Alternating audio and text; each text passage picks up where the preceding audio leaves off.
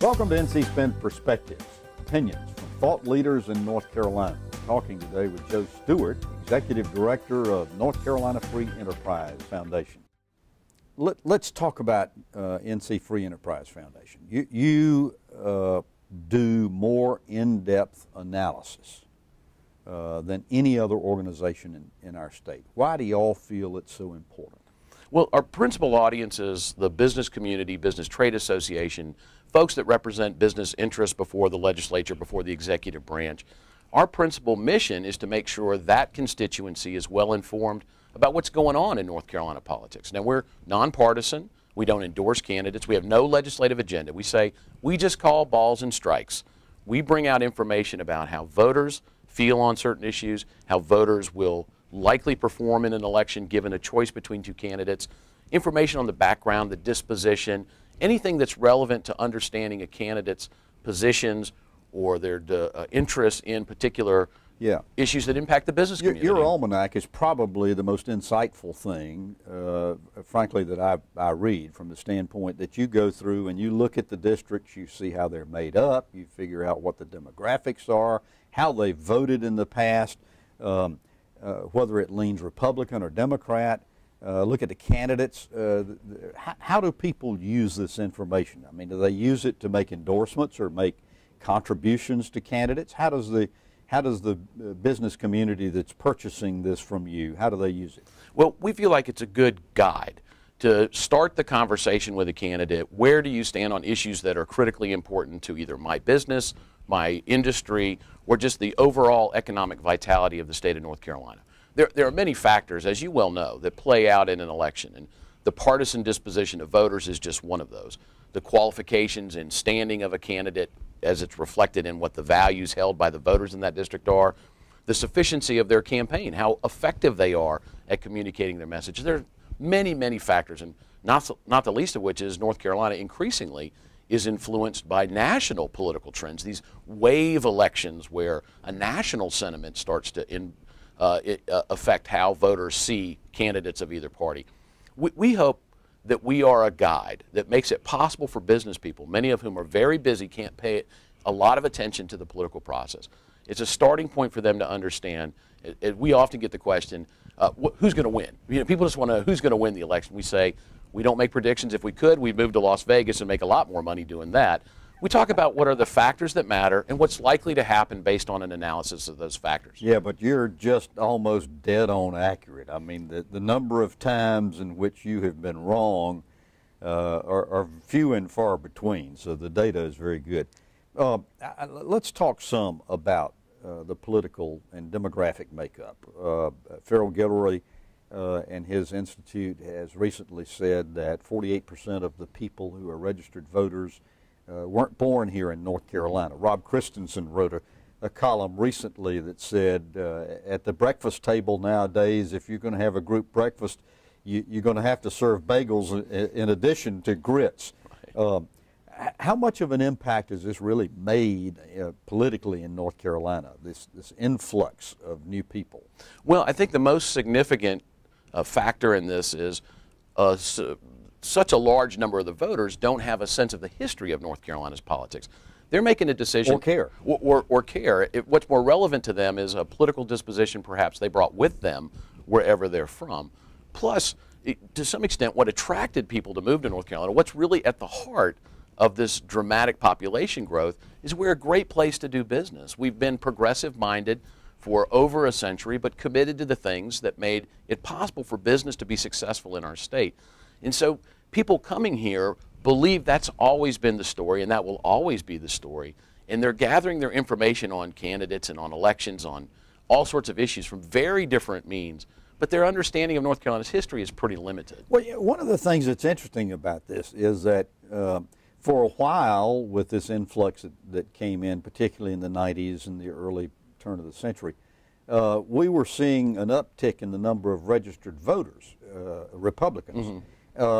Now we're seeing many of them switch over to be independents, and it begs the question, Is a Rhode Island Republican or a New Jersey Republican the same as a North Carolina Republican? Well, it's a great question, and it has been the most dramatic increase of any of the categories of registration, unaffiliated, more than 200,000. 26%. Yeah, it's huge. The question really is for those voters who register as unaffiliated, are they themselves truly unaffiliated with either party? And the truth is, probably only a very small number of unaffiliated registrations have no leanings. There are very few that are truly independent in their decision-making process as voters. The interesting dynamic is a significant portion of the unaffiliated, the new unaffiliated registrations come from people registering for the first time. They are literally new to North Carolina. Either they just became 18 and can vote, or they moved from some other place. But it's also an equally significant number are people in the state changing their registration from Democrat to Republican. So it's a confluence of two rivers. One is because you can participate in a primary in North Carolina, even as an unaffiliated voter. The second is the brand of Democrat and Republican is being repudiated by a significant number of voters, most of whom are younger, who don't feel as though they're not home either place. No, they see a pox on both their houses, and they see the gridlock in Washington, they see the inactivity of Congress, and the frustration they feel with politics leads them to not want to affiliate with any party. Well, I want to go back and ask what I think is a relevant question to this, because both of us grew up in a period of time in which if you were in North Carolina and wanted to vote in the primary election, you had to be a registered Democrat because Republicans didn't have a primary. The Republicans, in order to try to gain registrations and votes and begin winning elections, decided that if you were an independent or unaffiliated voter, they'd let you vote in their primary election.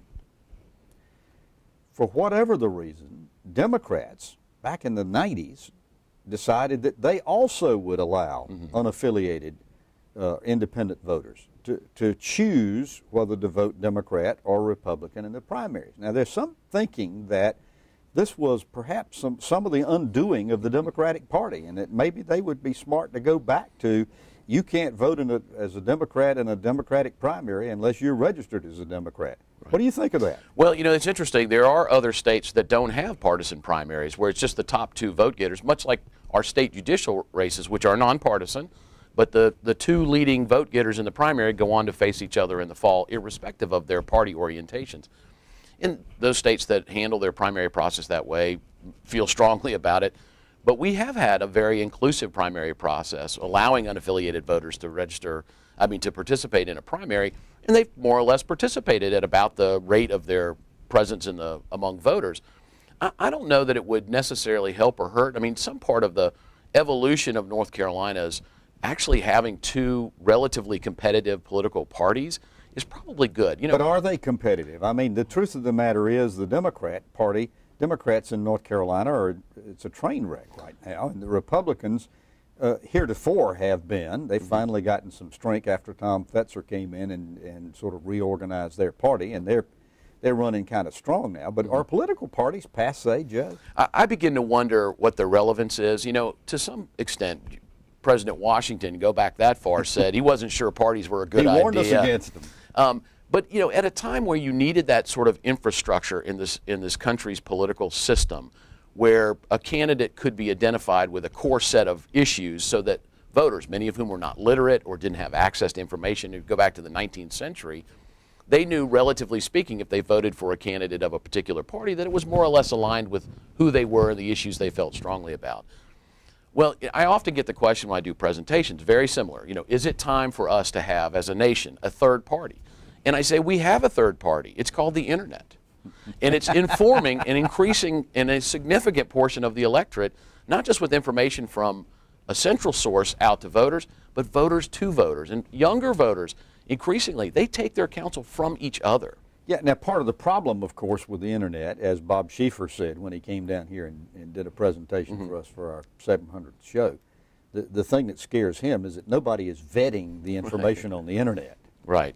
And so you can put anything on there you want to, whether it is truthful or not. Right. And unfortunately, if people see it posted on the Internet, they believe it's truth.